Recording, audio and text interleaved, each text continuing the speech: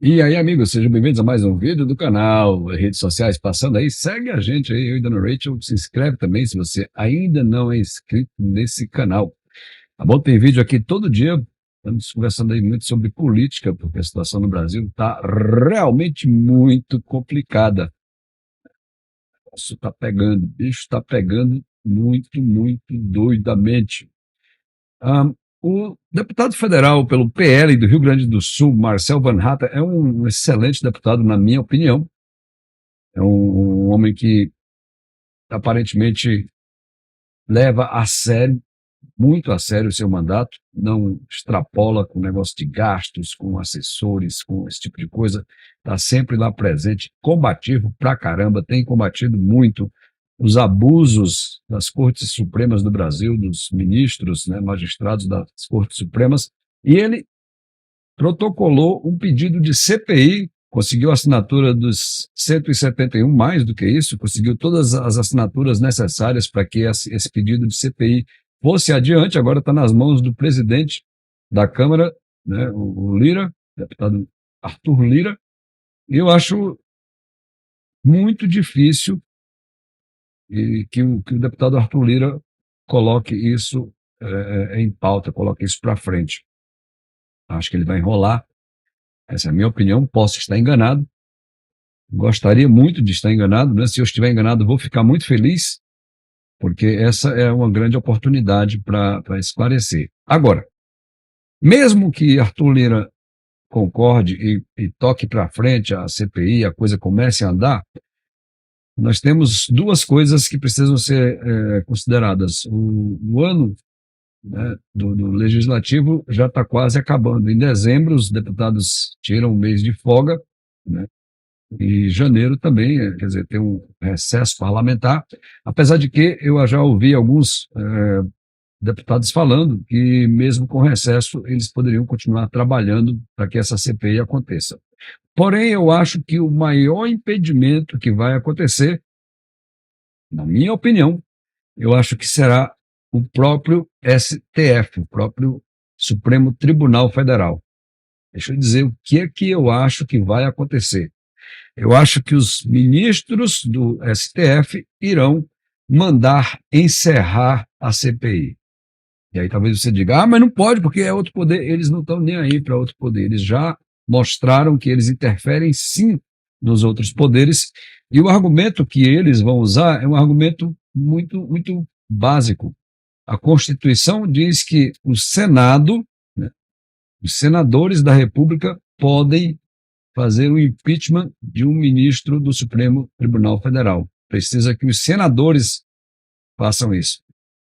Tem já dezenas de pedidos de impeachment constando lá no Senado contra o Alexandre de Moraes, contra Carmen Lúcia, contra Dias Toffoli, contra o Gilmar Mendes, contra Ricardo Lewandowski. Mas o que acontece é que o presidente do Senado, Rodrigo Pacheco, ele senta em cima disso tudo e não manda para frente. A gente, inclusive, já viu aí recentemente que eles estão assim, né?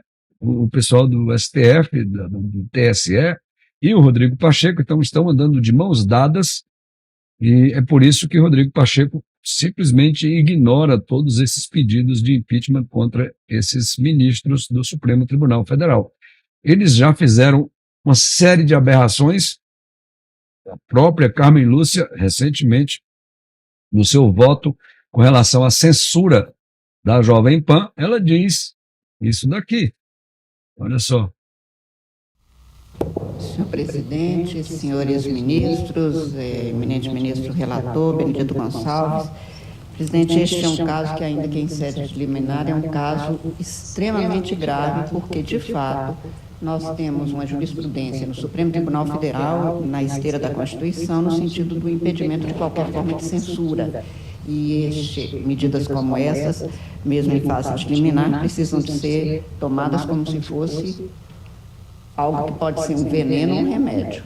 E neste caso, portanto, como se trata de liminar, e sem nenhum comprometimento, presidente, quanto à inteireza de manutenção no exame que se seguirá, eu vou acompanhar com todos os cuidados o ministro relator, incluído aí a parte da linha C da decisão, que é a que me preocupa enormemente. Não se pode permitir a volta de censura sob qualquer argumento no Brasil. Este é um caso específico e que estamos na iminência de ter o segundo turno das eleições. A proposta é a inibição até o dia 31 de outubro, exatamente um dia subsequente ao do segundo turno, para que não haja o comprometimento da lisura, da rigidez, da segurança do processo eleitoral e dos direitos do eleitor, mas eu vejo isso como uma situação excepcionalíssima e que, se de alguma forma, senhor presidente, especialmente o senhor ministro relator, que é o corregedor, isto se comprovar como desbordando para uma censura, deve ser imediatamente reformulada essa decisão no sentido de se acatar integralmente a Constituição e a garantia da liberdade de ausência de qualquer tipo de censura. Portanto, é em situação excepcionalíssima, com os limites aqui postos, que eu acompanho o relator, inclusive neste item C, mas com este cuidado de imaginar que, se o relator, principalmente, que é quem dirige o processo, tiver qualquer tipo de informação no sentido de que isso desborda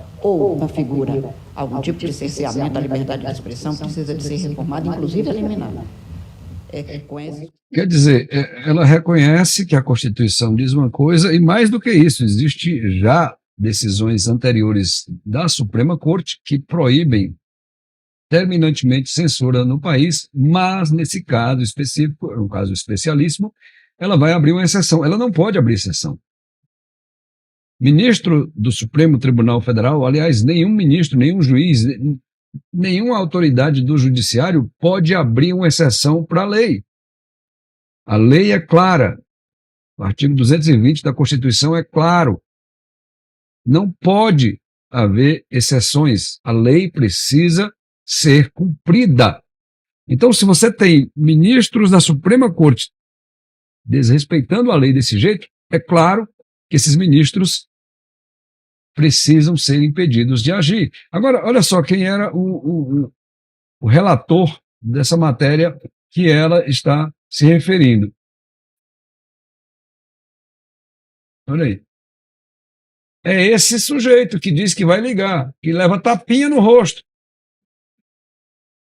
Ministro Benedito Gonçalves, se não me engano o nome dele, levando tapinha no rosto de Lula. Ele, então, que deveria se declarar impedido de participar desse julgamento, e todos os demais membros do TSE, porque olha a festa que eles estavam fazendo logo depois da eleição do Lula. Deixa eu pegar aqui. Olha isso. Essa mesma que votou aí pela censura, e a censura, para quem não lembra, era o seguinte, era que não podia dizer que o Lula era um descondenado, que o Lula tinha sido chefe de quadrilha, não pôde.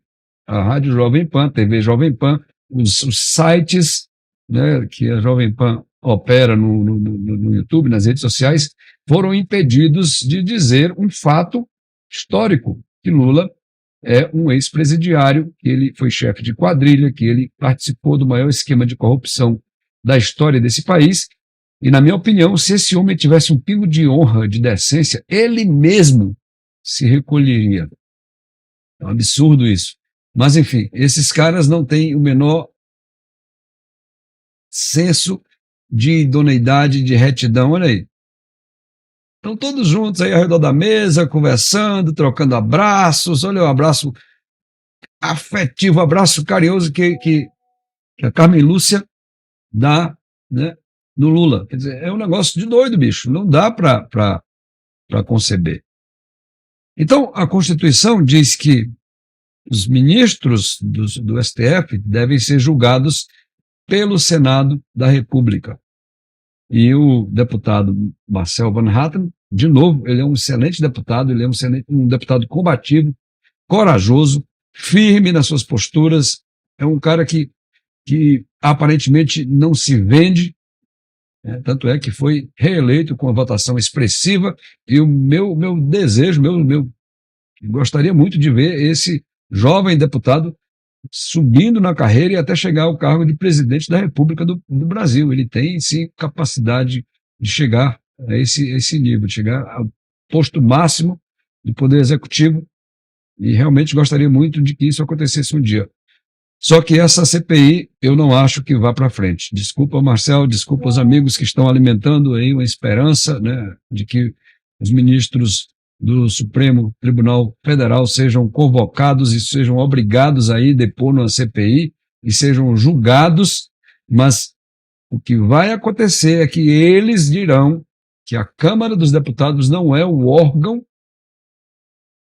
que é responsável para julgar nenhum ministro do STF, e vão mandar encerrar a CPI. Eles vão dar uma canetada e vão dizer: encerre essa CPI imediatamente.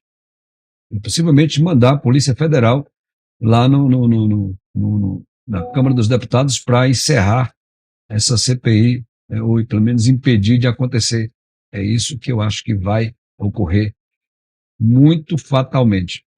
Então, gente, é lamentável que a gente esteja nesse ponto. O Brasil realmente está virado pelo avesso, e com esse Senado que temos aí, com esse presidente do Senado, e já existe uma grande, né, movimentação para que ele seja mantido por mais 2 anos, a partir de fevereiro do ano que vem, na frente do Senado, e aí a gente já viu, vai continuar tudo do mesmo jeito. Esses caras vão continuar pintando e bordando, fazendo o que eles quiserem. Essa é a verdade. O pessoal do STF faz o que quer. Se tem alguma investigação contra eles, eles dão uma canetada e dizem: suspenda a investigação. Se tem alguma coisa que pode afetar algum amiguinho, alguma coisa que eles estejam ligados, eles imediatamente mandam cancelar. Foi agora, recentemente, mandaram parar uma investigação sobre a Fundação Getúlio Vargas e outros desmandos, né, que a gente já viu aí, que poderia envolver ministros da Suprema Corte, e eles simplesmente disseram: não pode investigar isso não, e acabou-se. E acabou, e fica por isso mesmo. Esse é o meu problema, fica por isso mesmo. As grandes emissoras de TV, a mídia tradicional, simplesmente se cala e não faz editorial. OAB, essa então, minha amiga, que é totalmente corrompida, não fala nada. Agora, graças a Deus, já tem algumas seccionais das OABs, né, nos estados, exigindo postura da OAB nacional, mas até agora eles não disseram nada, estão caladinhos. O pessoal do Largo de São Francisco, que se arvora de ser o bastião do direito no Brasil, né, eles simplesmente não falam nada. Caladinhos. Então, bicho, fica difícil. Gente, um abraço, vou ficando por aqui. Fala aí o que você acha desse negócio, tá bom?